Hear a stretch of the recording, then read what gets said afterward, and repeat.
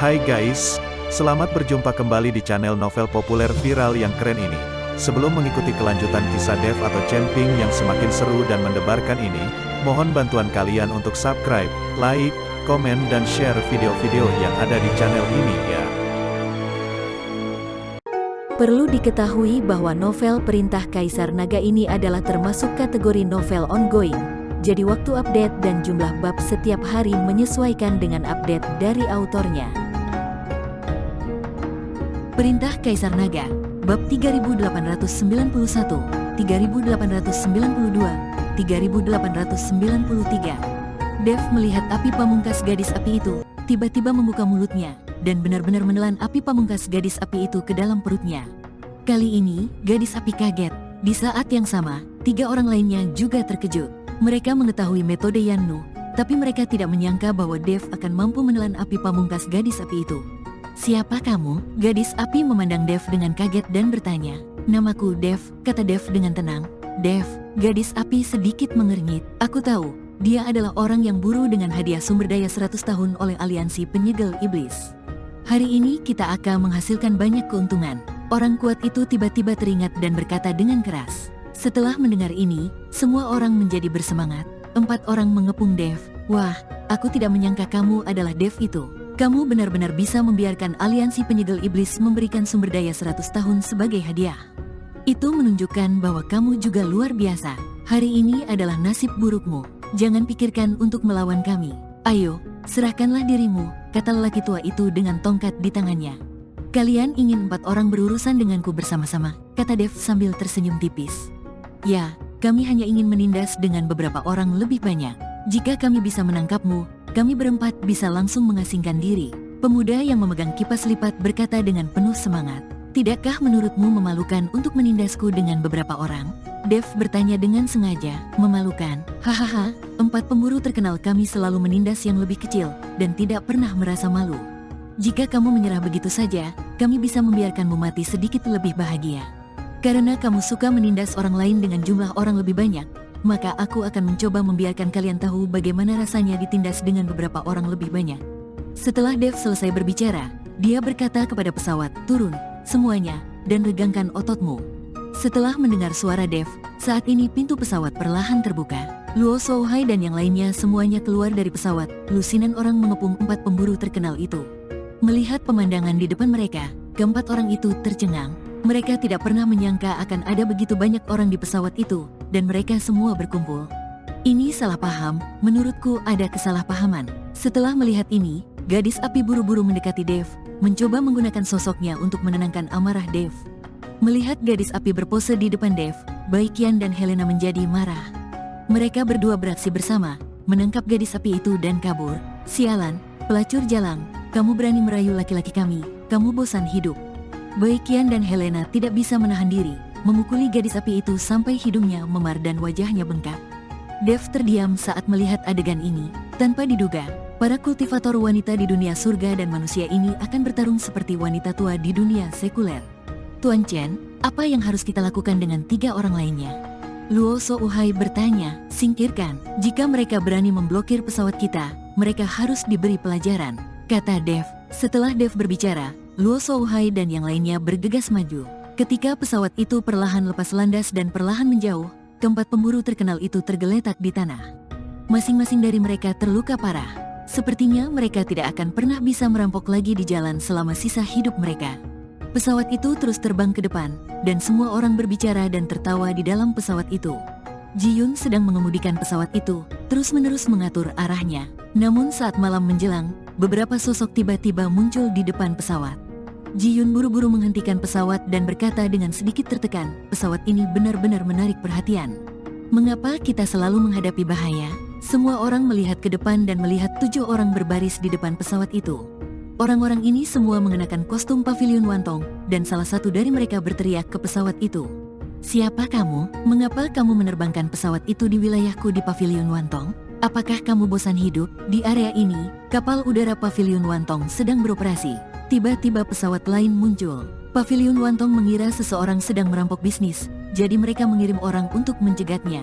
Ketika dia mendengar bahwa itu adalah seseorang dari pavilion Wantong, Dev tidak khawatir. tetapi membuka pintu pesawat dan terbang keluar.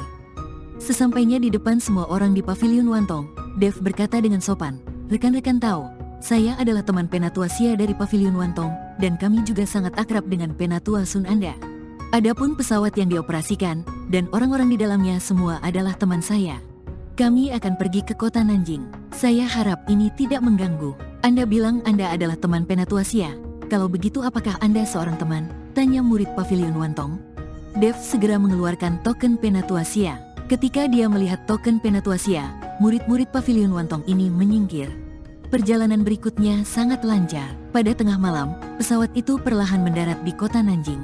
Tapi begitu pesawat itu mendarat, mereka dikelilingi oleh banyak orang. Kepung pesawat ini dan lihat siapa itu. Seseorang berteriak dengan keras. Ini mengejutkan semua orang di dalam pesawat. Ketika Dev mendengar suara ini, dia tertawa dan berkata kepada semua orang, "Jangan takut, ini juga anggota paviliun Wantong, penguasa paviliun Wantong di kota Nanjing. Sepertinya paviliun Wantong ini ada di sini. Mereka sangat prihatin dalam persaingan bisnis. Mereka memang seorang pengusaha." Dev berjalan menuju pesawat itu terlebih dahulu, lalu melihat ke arah Tuan Qian yang sedang berbicara dan berkata, "Tuan Qian, jangan khawatir, ini adalah pesawat milikku sendiri. Kali ini ada banyak orang yang harus dibawa, jadi kami membawa pesawat sendiri." Melihat bahwa itu adalah Dev, wajah Master Pavilion Qian, yang masih sedikit marah sekarang, menjadi sangat lembut. "Ternyata Tuan Chen, kenapa Anda membawa begitu banyak teman ke kota Nanjing sekaligus? Tidak ada yang menarik di kota Nanjing?" Tuan Qian bertanya dengan rasa ingin tahu. Dev tersenyum sedikit tetapi tidak menjawab. Dia tidak tahu bagaimana menjawabnya, dan dia tidak ingin keluargamu tahu bahwa dia telah mengajak begitu banyak orang. Melihat senyuman Dev, Master Pavilion Qian berkata, "Apakah Anda membawa orang untuk berurusan dengan keluargamu?" Dalam 2 hari terakhir, kota Nanjing penuh dengan orang yang datang. Ini adalah kota kecil yang terpencil. Begitu banyak orang tiba-tiba berdatangan. "Saya pikir mereka semua dibawa oleh Tuan Chen, kan?" kata Master Pavilion Qian. Dev hanya bisa mengakui dan mengangguk. "Begitulah. Keluargamu terlalu kuat dan memiliki banyak orang. Saya mendengar bahwa keluargamu telah mengumpulkan orang-orang dari seluruh negeri.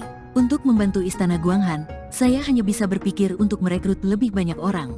Saya tidak menyangka Tuan Chen begitu hebat dan bisa memanggil begitu banyak orang. Mereka pasti berasal dari beberapa sekte dan keluarga dan ras iblis. Wajah mereka benar-benar terkait dengan 3 klan, kata Master Pavilion Qian dengan iri.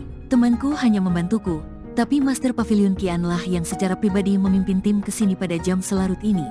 Anda juga berdedikasi pada pekerjaan Anda, kata Dev sambil tersenyum. Hei, saya sedang menunjukkan posisi saya. Siapa yang menjadikan saya penguasa pavilion ini? Maka tidak akan ada kapal udara selain pavilion Wantong di kota Nanjing. Tapi pesawat Tuan Chen cukup mewah. Dibandingkan dengan pavilion Wantong kami, pesawat udara Tuan Chen bahkan lebih kuat. Master Qian Pavilion berkata sambil melihat pesawat Dev. Sejujurnya, saya punya teman yang juga terlibat dalam kapal udara, tapi mereka berada di wilayah utara dan tidak tertarik bersaing dengan pavilion Wantong. Ternyata begitu, Pavilion Master Qian mengangguk. Setelah mengobrol beberapa patah kata, Master Pavilion Qian membawa orang-orangnya pergi, dan Dev juga mengajak semua orang untuk beristirahat. Dev berencana menunggu hingga besok pagi untuk mengumpulkan semua orang dan pergi ke Istana Guanghan bersama. Berbagai formasi di Istana Guanghan perlu diatur terlebih dahulu, dan pada saat yang sama menetapkan tugas pertahanan. Sementara itu di Istana Guanghan, penguasa istana begadang sepanjang malam setelah Dev pergi. Tidak ada yang tahu kapan balas dendam keluargamu akan datang, dan penguasa istana mengkhawatirkan hal itu. Meskipun dia terus mengatakan bahwa dia tidak takut dengan balas dendam keluargamu, dia masih khawatir di dalam hatinya. Penguasa istana yang telah mencapai alam Mahayana tidak takut pada keluargamu. Sangat mudah untuk menyelamatkan nyawanya sendiri dengan melarikan diri dalam kondisi terburuk. Tapi Istana Guanghan, yang telah dia dirikan dengan susah payah, akan menderita.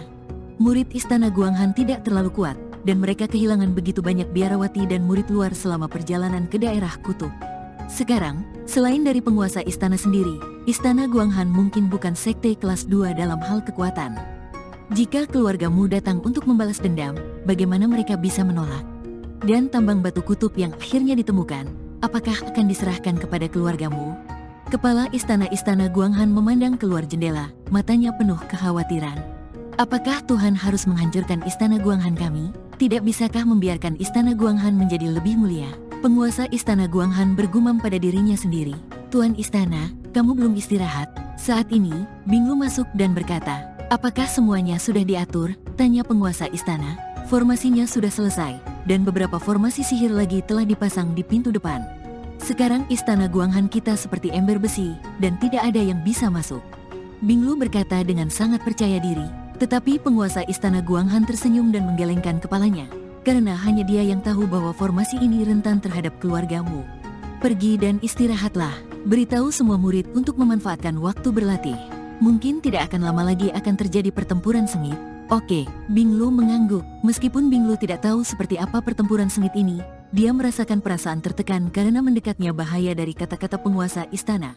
Sementara itu, pada saat yang sama, di keluargamu, lampunya juga menyala terang. Kepala keluargamu belum meninggalkan pengasingan, dan semuanya diurus oleh pengurus rumah tangga keluargamu. Mu Kui sudah mati, Mu Nei sudah mati, semua orang di keluargamu mengenakan pakaian putih. Ratusan orang berdiri di alun-alun keluargamu. Orang-orang ini semuanya adalah anggota keluargamu. Semua murid telah dipanggil kembali. Pengurus rumah tangga Liu, semua orang di keluargamu telah dipanggil kembali. Kami hanya menunggu perintah dari pengurus rumah tangga Liu. Semua orang harus sabar menunggu.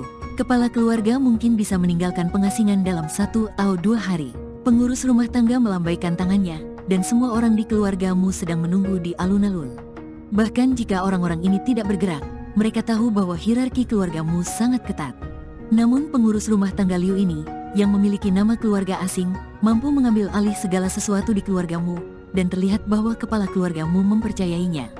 Dini hari berikutnya, Dev secara pribadi pergi mencari orang-orang dari 5 sekte besar, keluarga Seng dan sekte jiwa iblis. Tiba-tiba, ada ribuan orang di sebuah rumah besar di kota Nanjing. Di aula rumah, Luo Souhai, Song Tianhai, Seng Bushi, Jiang Yulian, Master Sekte Luo, Master Sekte Chen, Raja Singa dan para pemimpin sekte besar lainnya sedang duduk bersama. Dev memandang orang-orang di depannya dan merasa sangat bersyukur di dalam hatinya. Meskipun orang-orang ini semuanya disukai oleh Dev, di dunia surga dan manusia ini, banyak orang yang egois dan didorong oleh kepentingan. Bahkan jika Dev membantu mereka, masih banyak orang yang berbahaya. Dev meminta sekte besar dan keluarga untuk saling mengenal, untuk menghindari perkelahian nyata dan cedera yang tidak disengaja yang disebabkan oleh ketidaktahuan satu sama lain. Saat ini, di rumah ini adalah pertama kalinya 3 klan manusia, iblis dan monster bekerja sama. Dan semua ini terjadi karena Dev. Dev menjelaskan masalah ini secara singkat kepada semua orang lagi. Ini memberi semua orang kesempatan lagi. Bagaimanapun, dalam pertempuran sengit dengan keluargamu, banyak orang pasti akan mati. Jika seseorang berhenti saat ini, Dev tidak akan marah. Namun, orang-orang ini secara mengejutkan sepakat, dan mereka semua mematuhi perintah Dev. Bersambung.